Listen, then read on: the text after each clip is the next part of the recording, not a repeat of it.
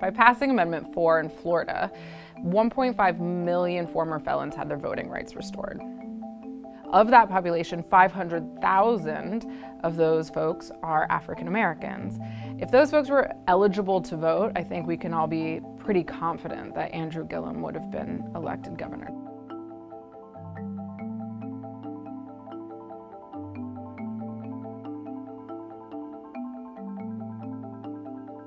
Florida this year, after years of political organizing, community organizing by activists on the ground, put a ballot initiative on their ballot called Issue 4, which would restore those voting rights. One of the complicating things about Florida is that you can have a victory like Issue 4 and then have a progressive candidate like Andrew Gillum lose, who also had a historic element to his campaign. Issue 4 was the largest expansion of voting rights since the Voting Rights Act.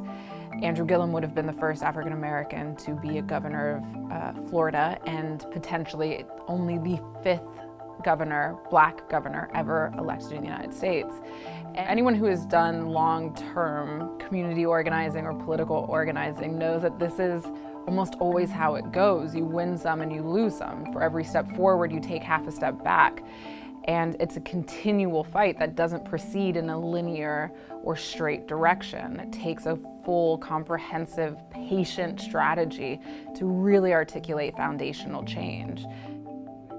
Florida is a big state. There's over 18 million people that live there, and they have representation from almost every demographic group you can imagine. There's a big seniors population, a diverse Latino population with Cubans and Puerto Ricans and more. There's African American communities, Haitian American communities. You have rural, you have urban.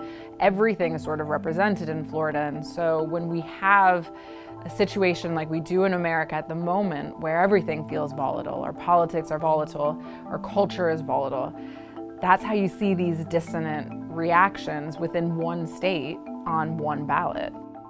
Even though there's going to be so many people who are discouraged, even though I am discouraged by some of the election results, not just in Florida, but around the country, there are so many things to be excited about. We gon' be all right. We gon' be all right. We have to keep in mind that the future is never built by one election. Elections are the beginning of a conversation, never the end.